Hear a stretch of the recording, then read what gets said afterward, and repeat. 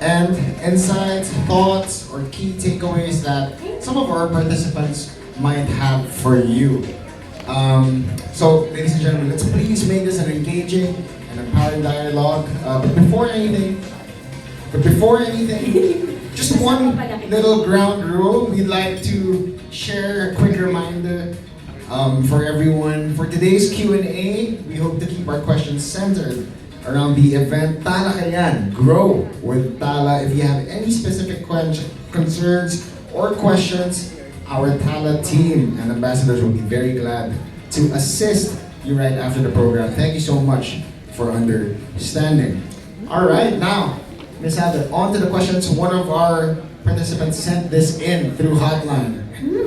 And the question goes, how are the financial habits we can adopt if we're living from paycheck to paycheck? Or rather, what are the financial habits we can adopt if we're living from paycheck to paycheck? The living from paycheck to paycheck, I don't even want to judge because for a lot of Filipinos, if you're in a financial journalist like me, and you look at the GDP growth of the country and the inequality in the country, it's understandable that a lot of Filipinos will live paycheck to paycheck. Minimum wage, 30,000 a month, tapos 5 yung anak mo, talagang hindi kaya, di ba?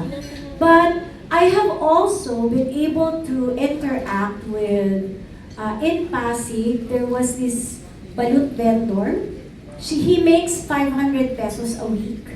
A day, sorry. He makes 500 pesos a day. I asked him to save 25 pesos a day for 5 days. Sabi ko sa kanya, yung pang Sabado tsaka Linggo niya, pang gin tonic. Ay, pang gin tonic. Pang gin niya na lang. So, I said, okay, if you can save 25 pesos a day,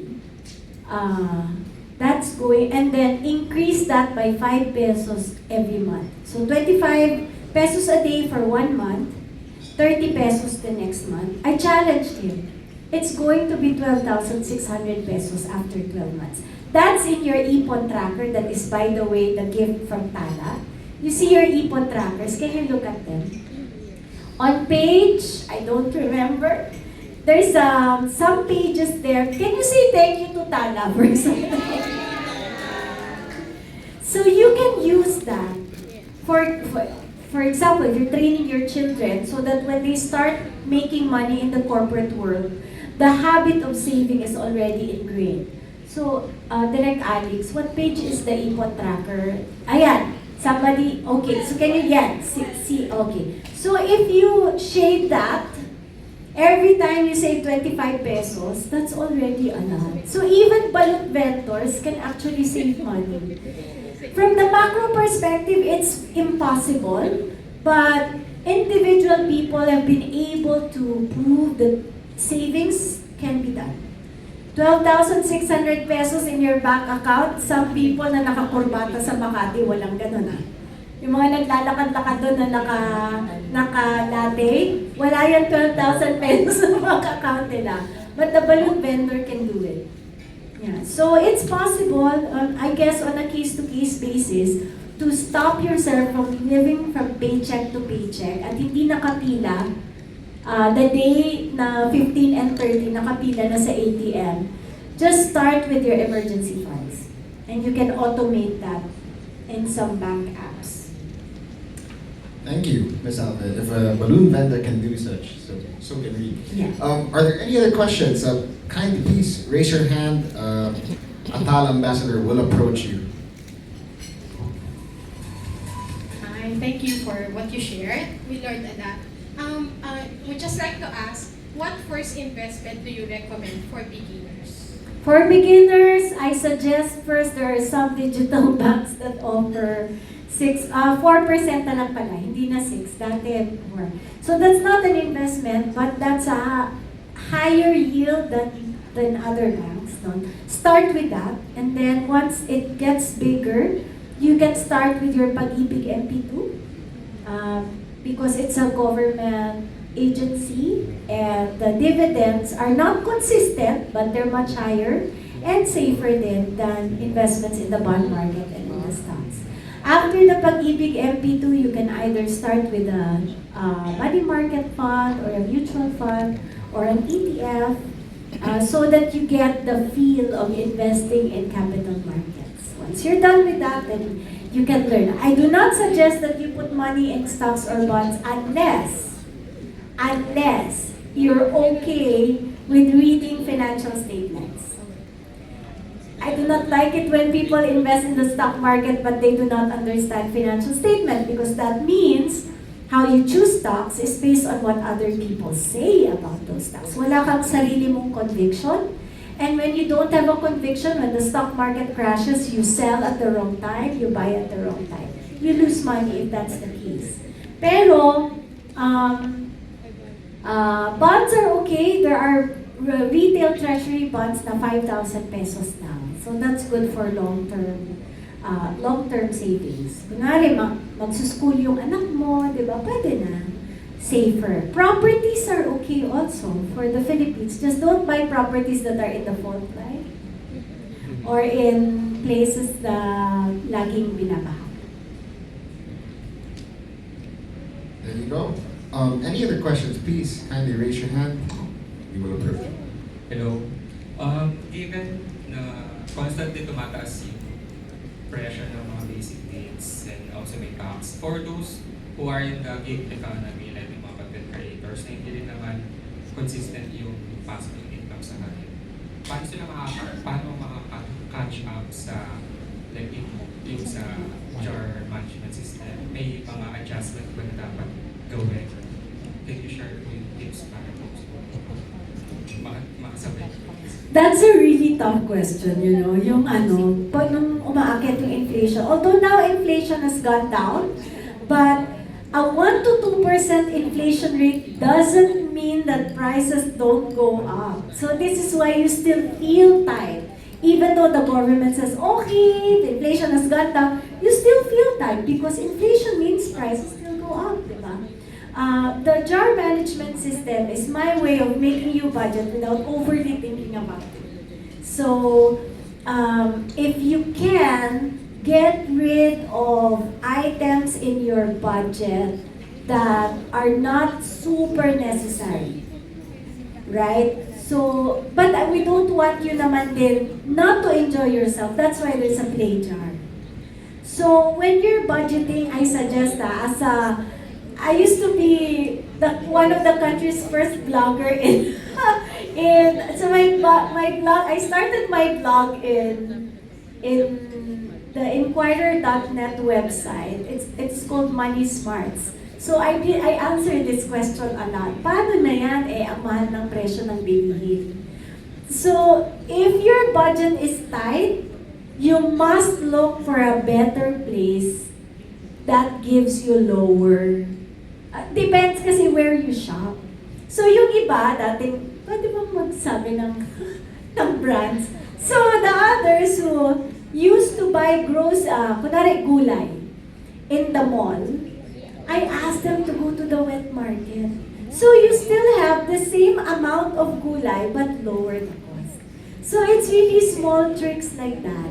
If you're budgeting, I'll share with you, I'm not shy about this. When I was saving money to buy our house, with 4 children and 2 maids, it was difficult, right? Because the monthly budget, I didn't want to scrimp on nutrition. So instead of buying gulay from SM, where I live close by, pupunta ako Balintawak Market. Ang laki ng difference. So it's really where you buy sometimes. Appliances, buy from the outlets instead of the mall. So little tricks like that can help you. But the thing is you have to be very mindful. Sana magkaroon ng budget up si Tala. Sorry.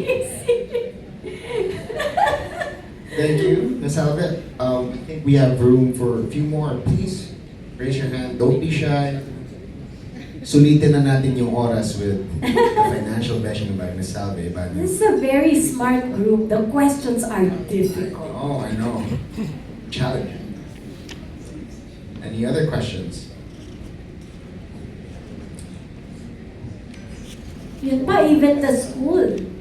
Because this was an article I wrote for the Philippine Daily Inquirer before. There's a lot of us pressure to enroll our children in the schools that have the best names but are also very expensive. But you know what? There's a study. 2 kids who had the highest test scores in the national exams, public school. Public school. So it depends on the parents. Parang that study said the ability of the kids to learn a lot depended on number 1, the teacher, the principal, and the parents. And the parents in that study, they made sure that the kids were busog. Because if they were hungry, they can't learn. So we don't need very high tuition rates. Please don't tell Ateneo, I'm gonna die. I'm a CPR ako. Okay. Yes. Miss Sam? Question. Go, Sam. Mababaw na question lang po. We like mababa. For my son, kasi he likes asking for toys lagi. Kumari nasa outside kami. So, how do I tell him na, kasi syempre kinukuha ko siya sa money ko, di ba? Or sometimes mga bigay sa kanya. So, how do I tell him na you should save your own money na lang instead of buying a toy? Kasi gusto niya, paglalabas kami, may nabibili siya. Sobrang fulfilling yung, basta may nabili siya, okay, super happy na siya. Then, tomorrow, wala na siya pake dun sa toy. So, parang instead of buying a toy for him, how do I tell him na you save your own money na lang? Kasi parang hindi, wala pa siya syempre bata pa lang na siya. How old? He's just 6 years old. 6 years old. So, nandun pa siya sa thinking na he wants toys palagi. So at very, gusto ko sa age pa lang niya na very young, gusto ko matuto na siyang mag-save up. So, how do I encourage him na mag-save na lang instead of buying a toy? Kasi, Okay, sa pedagogy ng mga, like in Waldorf, the concept of money is taught at a very young age. But not for spending. It's for creating a better world. O, di ba? Lalim, no? Ganon. That's how they teach it. So it's good to teach them at this age because eventually when they get to the working stage, they already have it ingrained in them. So first teach them about values. They have to know that money doesn't grow on trees. So for example, when you're working and he can't be with you, you can't attend to him, tell him, okay, Nanay is doing this because we have to buy your food, ganon. So now he understands. The reason why he keeps asking for toys, he doesn't understand that when you swipe, it's money coming from your own efforts. So first, to teach young children about money, you have to teach them about work and the value of work. actually, yun yung sinasabi niya. Pag-work daw ako. Para may pabili siya ng toy. Ano po ang sinasabi niya yun? Okay, so if he's there already, he understands. Give him work. Give him work so that because then he sees you working, he doesn't see the sacrifice, make him work. And then give him a little bit. Okay, so you wash the dishes, learn how to wash his own clothes, for example. And then give him like a little bit lang, not a lot. Then when he saves that, he can use that to buy his toys. Then he will know how to budget because he realizes it's hard to make money. The reason why some of our young ones are not able to spend money wisely now is because our generation who had a hard time with our own parents kept giving money to them. Diba? So they have to know the value of work. Thank you for that question. It's beautiful. Thank you, Sam. At this point, we have space for one last question, and we do have one. Go ahead. Hi, when it comes to Muna din ako. so let's say a lot of people have debt, right? And you also want to save money. So how do you do that? I mean, you want to save and also pay your big debts. Thank you for that question. You have first to identify what is good debt and bad debt. there is good debt. It's like cholesterol. There's good cholesterol, there's bad cholesterol. Wait, this is a joke for my generation. Okay, so what is good debt? That's debt that increases your assets. So debt to buy a house, debt to buy a condo, properties, or start a business, or even debt for tuition. I know this is in our culture, it's horrible to think about borrowing money for education, but I approve of it because a lot of Filipinos will never be able to go to school with the current economic situation, right? There's so much inequality. So some people really need it. Anything that will allow you to make more money in the future is good debt. Anything that will make you just keep paying without any return, like a steak dinner, or those things, that's bad debt. So what we want to do first is to educate people on the difference between good debt and bad debt, and prioritize the payment of the bad debt. So in DCMM Teleradyo, I always get asked this question, but paano kami makakapagbayad? Kulang na nga yung pera namin. So number one, your biggest asset is your brain. So do extra hustle. On a Saturday morning, find the client, and the money that you get from that client, you use that to pay down your debt. You sell some things in your house that you don't really need. Come on. There are a lot of things in our houses that we don't need. And at some point, may isa akong kliyente, na-convince ko siya, alam mo, pwede ka naman mag-jeep, benta mo yung kotse mo.